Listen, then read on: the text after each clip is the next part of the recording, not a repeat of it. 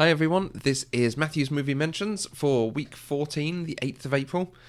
So, cracking on now, getting lots of films watched, but this week a lot of them turned bad. Just for whatever reason, it seems that I had some real stinkers, not even lined up, that I just watched and then had to keep watching.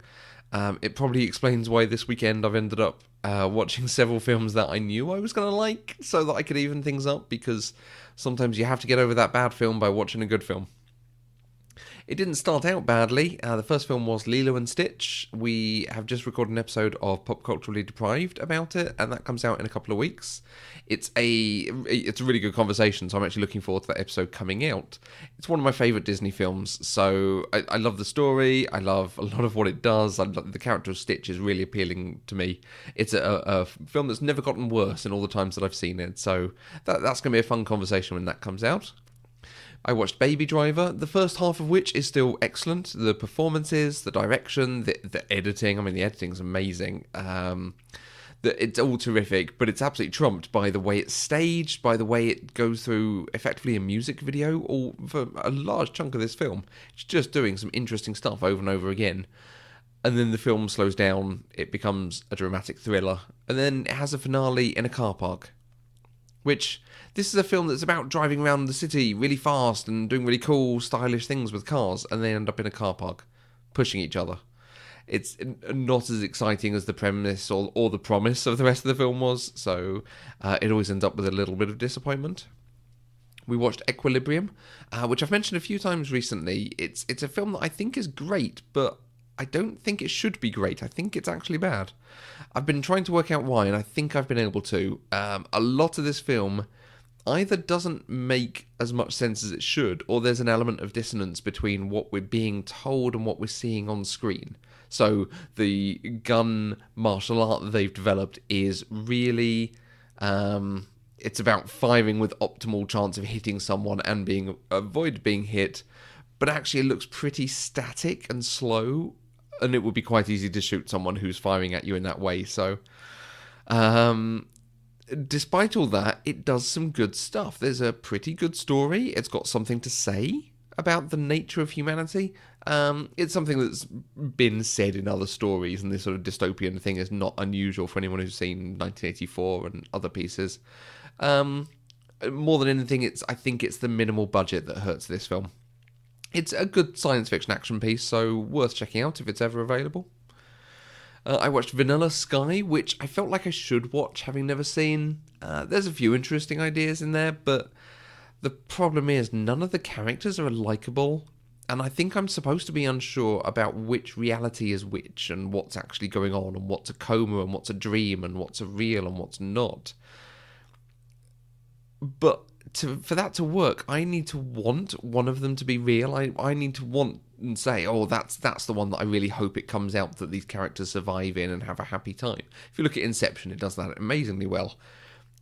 I didn't feel anything for any of the realities. I was just watching the story unfold, and then at the end, I think it was supposed to be mysterious by not actually telling you what was going on, but it just feels like it's lying by omitting an answer rather than being clever and letting you decide for yourself. I sound very cynical, and perhaps that's not untrue. I watched The Hurricane Heist, which came out on Sky Cinema at the same time as it came out theatrically. The trailers made it look like it was going to be a good action film with lots of interesting stuff happening in the middle of a hurricane, but it wasn't. I'm not sure I can berate the film enough. If it hadn't been for the fact I am actively trying to watch a lot of films this year, I would have turned this film off by halfway through. Probably not even halfway through. The acting was not great. A lot of time it felt like something from Robot Chicken.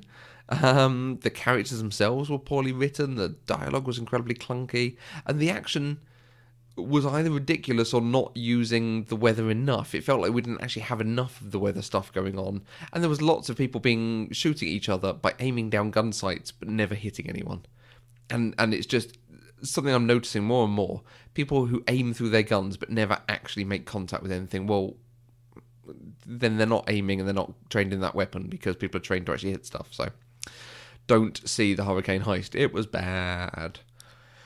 Fortunately, when I turned that off, one of the greatest comedies was just starting. Airplane was on TV. There are elements of this film that do now detract. It treats women and non-American culture particularly poorly, but there are still gags in here that are just hilarious. It's generally quite affectionate when it's pastiching something. It's not pointing out the flaws or being mean. It's using the concept for comedy, which I really enjoy. And then this is just a classic film that's worth watching. I finally got round to watching the cult classic The Warriors, which I've never seen but has been referenced, it's been parodied, quoted, and otherwise included in other works, and I am genuinely pleased to have watched it now. This was an excellent film. The sense of pacing was really good all the way through. You just felt they had to keep going and keep getting to their next destination, but giving you time to dwell on what is happening to them. And it's only about an hour and a half long, but it still took its time. It still gave us these long shots of the streets, of getting a sense of disquiet from whether something's happening or not. I feel like another director, particularly modern directors, this would have been filled with action. It would have been called a non-stop roller coaster. But this film took its time. It made you feel like actually anyone in this gang could end up in trouble because it's patient. It allows you to feel that there is genuine threat for everyone. They're not just working through each set piece in sequence. Toy Story 3 is a film that does its climax really, really well. The epic ending is quite something, particularly for a film about toys coming to life. But it reaps a lot of emotion from an epic ending. The rest of the film absolutely delights in having these toys act as though they're people or acting like people, more so than I think the other two films do, but it dials down some of the emotion and some of the investment you might have. I think the second film is still my favourite, but you cannot go wrong with any of these films. They are so well done. We watched The Punisher, which, like Equilibrium, it's a film that I like despite thinking that it perhaps is not very good. There are times it tries to channel elements of The Godfather or a Shakespearean tragedy, and at times it actually does that. It does work. There's bits in here that I really, really enjoy, but at other times it's really quite obvious and really quite violent. There's some graphic stuff in here. I think along with something like Blade or Constantine or V for Vendetta, it's a comic book that works differently than normal comic books, so it's better for that. The Warriors is my recommendation for the week. I was engrossed all the way through this film. There are elements of this that I go, oh, yes, I've seen that in the Matrix trilogy, or Tarantino do it, or Grosse Pointe Blank, or just other things, so I can see what impact it's had on cinema, and I'm really pleased to have watched it finally. I can understand why at the time when it was released it didn't work for people, because it starts from an assumption that the gangs can be a positive force. It doesn't question the existence of the gangs. It uses them as the basis for this very tense and taut action film. It's easy for me to recommend this for anyone who wants something a little bit more engaging and interesting outside of the sort of Hollywood norm. Over the next week, I'm definitely going to be watching Bill and Ted's Excellent Adventure and The Dark Knight Rises for upcoming podcasts. I don't think there's anything coming at the cinema this week. It's going to be a couple of weeks until Avengers come out, and it feels like theatrical releases are dying down, so it'll be interesting to find out what comes. So next week, 15th of April, I will see you on week 15.